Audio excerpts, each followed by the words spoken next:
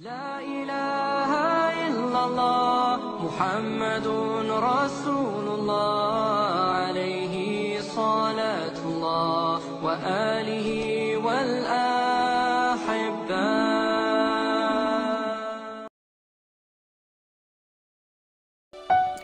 A'udzu billahi minasyaitonir rajim. Bismillahirrahmanirrahim. Assalamualaikum warahmatullahi wabarakatuh.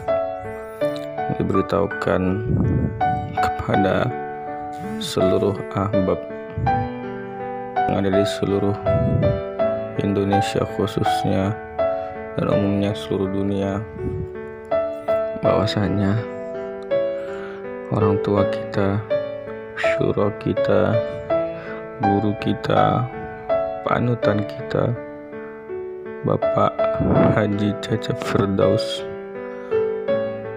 telah berpulang ke rahmatullah, telah dicintai oleh Allah Subhanahu wa Ta'ala. Telah banyak perjuangan beliau untuk agama. Meninggal pada hari ini Selasa 26 Mei 2020 jam 10.05 pagi waktu Indonesia bagian Barat. Semoga Allah Subhanahu wa Ta'ala menerima segala amal ibadahnya, ditempatkan beliau bersama orang-orang ahlu dakwah, orang-orang soleh, dipertemukan dengan para sahabat Nabi Rasulullah Sallallahu Alaihi Wasallam.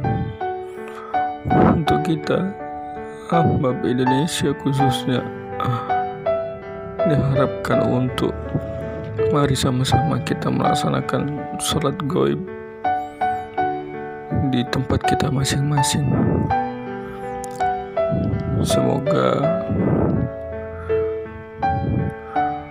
pesan-pesan beliau, nasihat-nasihat beliau senantiasa kita amalkan sehingga menjadi amal jariah beliau hingga hari kiamat.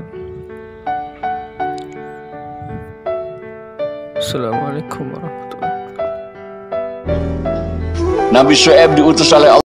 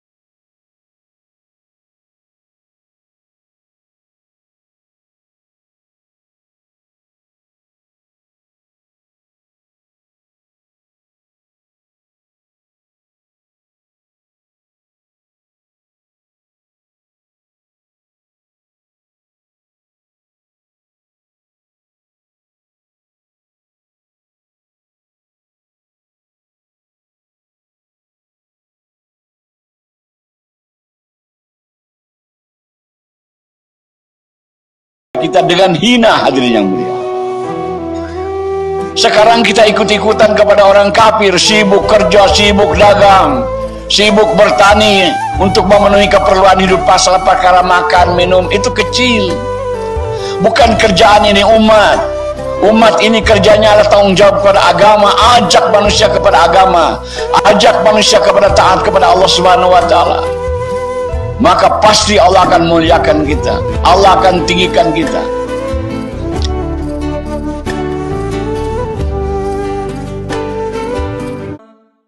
Para bapak, saudara-saudara, hadirin kaum muslim yang mulia, tidak bisa kita pungkiri bahwa seluruh manusia yang hidup di dunia ini mempunyai masalah.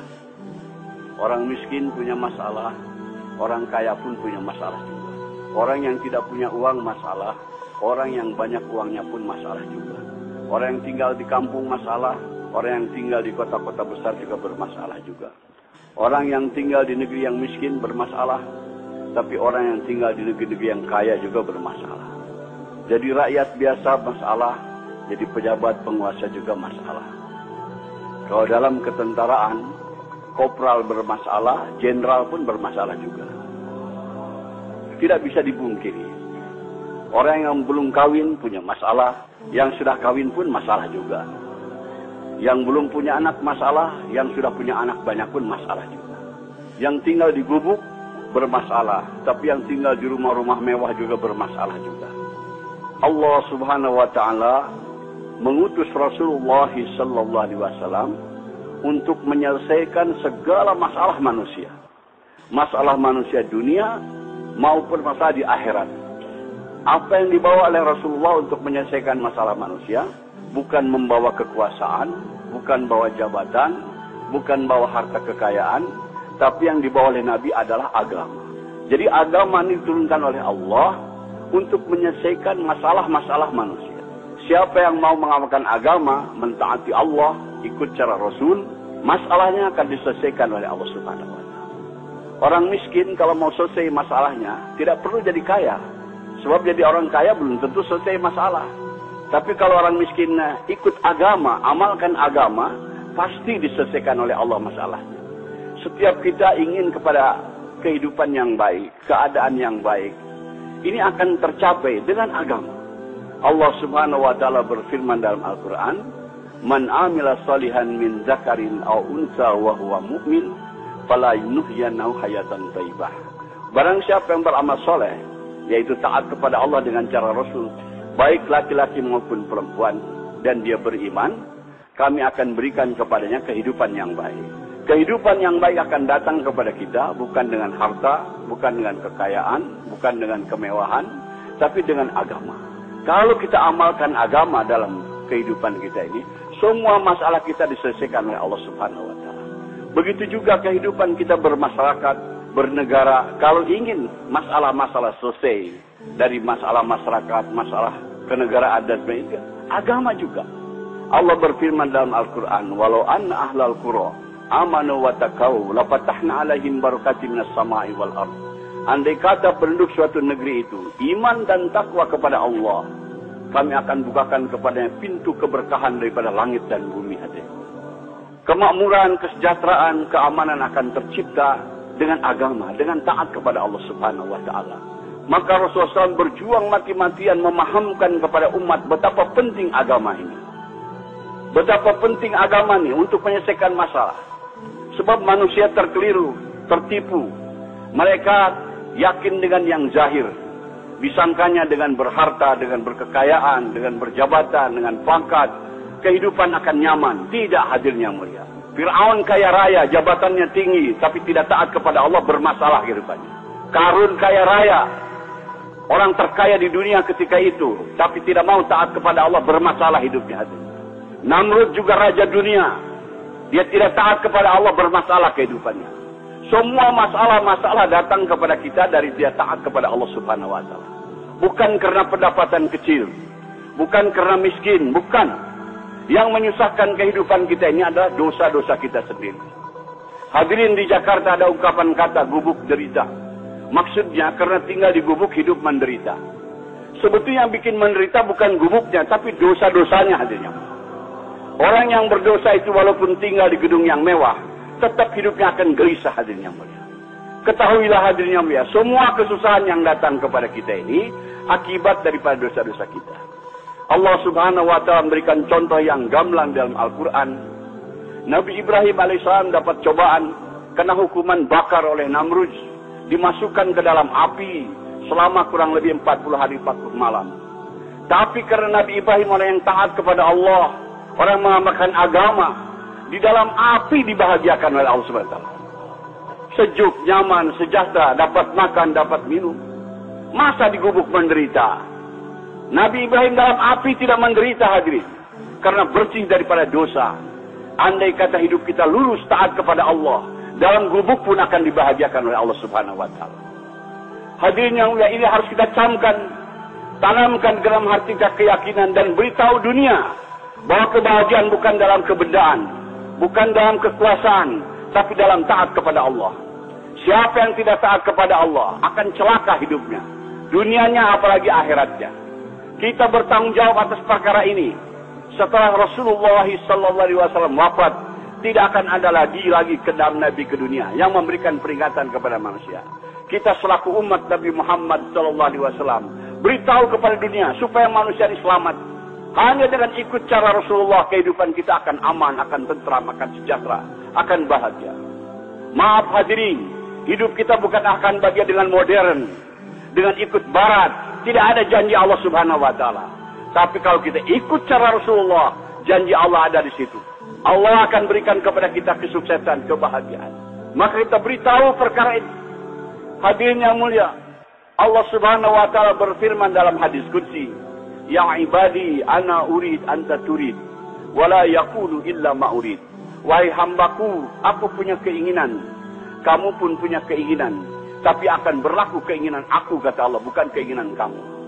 Wa ilan salam tali fi ma urid, fa kaifatuka fi ma turid.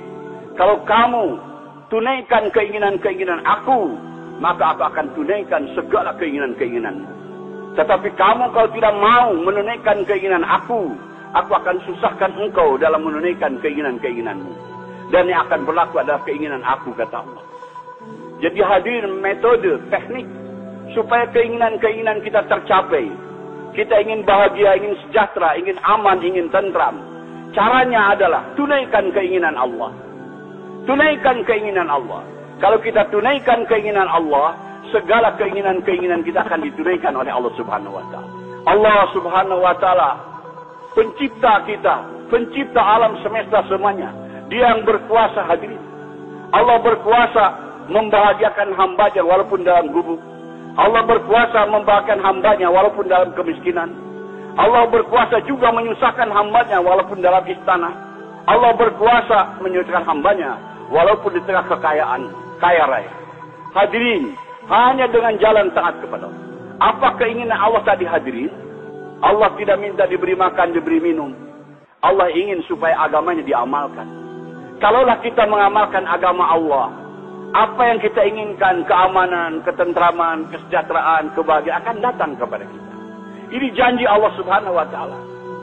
Jadi caranya adalah bukan dengan kemewahan, adalah caranya tunaikan keinginan Allah, yaitu agama. Hari ini orang ingin bahagia, agama ditinggalkan. Tambah jauh, tambah sesat, hadirin yang mulia. Maka kumpul-kumpul kita di sini, hadirin, untuk memahamkan pertama kepada diri kita perkara ini. Setelah itu kita bangkit korban, beritahu ke seluruh dunia bahwa kebahagiaan bukan dalam kebendaan, bukan dalam ekonomi, bukan dalam industri, bukan dalam perdagangan, tapi dalam agama. Hari ini kesalahan umat Islam sibuk dalam perdagangan, sibuk dalam industri, sibuk dalam pembangunan, tapi tidak taat kepada Allah. Wallahi tidak akan bahagia. Kita ingin bahagia tapi tidak ikut cara Rasul. Kita mau ikut cara barat, tidak bisa, tidak dijamin Allah. Bahagianya akan datang dengan ikut cara Rasulullah SAW. Semua masalah akan diselesaikan oleh Allah Subhanahu wa Ta'ala. Betapa penting ini agama. Hadirin, segala kesusahan yang datang kepada kita ini akibat daripada dosa-dosa kita. Maka jalan keluarnya kita tobat. Nabi Adam alaihissalam setelah berbuat dosa tobat, berdoa kepada Allah, mohon diampunkan dosa-dosanya. Rabbana zalamna anfusana wa illam taghfir lana wa tarhamna lanakunanna minal khasirin. Ya Allah, ampunilah dosa-dosa. Kami telah menzalimi kami sendiri, telah menzalimi diri kita. Kalau tidak Engkau ampunkan, aku termasuk orang-orang yang binasa, yang rugi. Nabi Yunus berbuat kesalahan, ditelan oleh ikan, berdoa, la ilaha illa anta, subhanaka inni kuntu minaz zalimin. Tidak ada Tuhan yang berhak bisa melainkan Engkau, ya Allah. Engkau maha suci, aku telah menzalimi diriku sendiri. Begitu kalau ada orang sini punya masalah, hadirin datang kepada ulama, ingin supaya masalahnya selesai, biasanya ulama memberikan zikir. Zikir Nabi Yunus, la ilaha illa anta, subhanaka inni kuntu minaz zalimin. Baca sekian ratus. Karena kesusahan-kesusahan yang datang kepada kita ini akibat daripada dosa. Jadi atasi masalah dengan agama, bukan dengan akal-akalan kita. Allah pasti selesaikan masalah kita kalau kita atasi, kita amalkan agama Allah Subhanahu wa Ta'ala. Masalah ekonomi tidak bisa diatasi dengan S1, S2, S3, tidak bisa.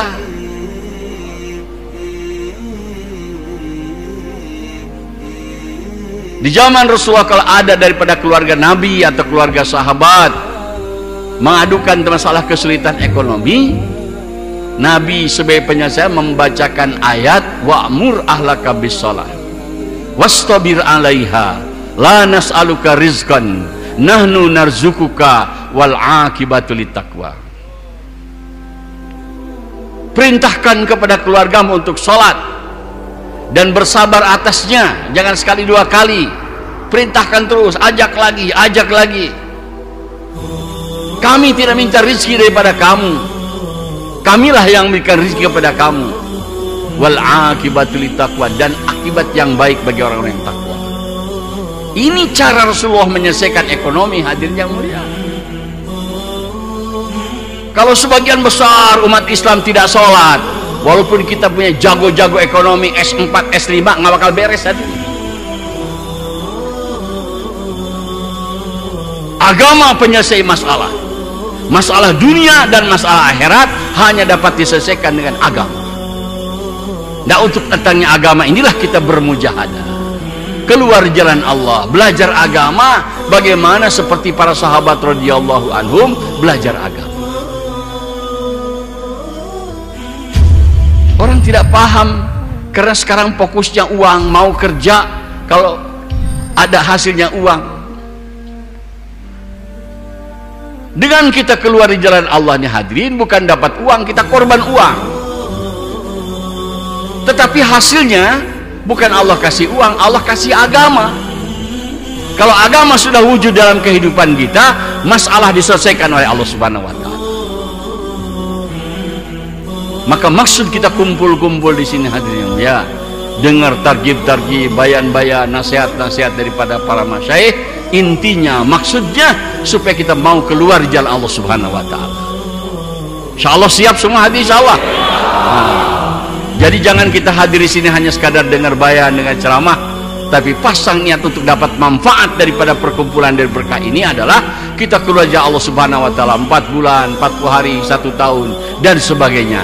Jangan sampai ada daripada kita yang hadir di majlis ini pulang ke rumah tapi semua keluar jalan Allah Subhanahu wa Ta'ala. Insyaallah siap semua insyaallah. Semoga Allah kabulkan. Subhanakallahumma bihamdika nasyhadu an la ilaha illa anta nastaghfiruka wa natubu ilaik. Wassalamualaikum warahmatullahi wabarakatuh.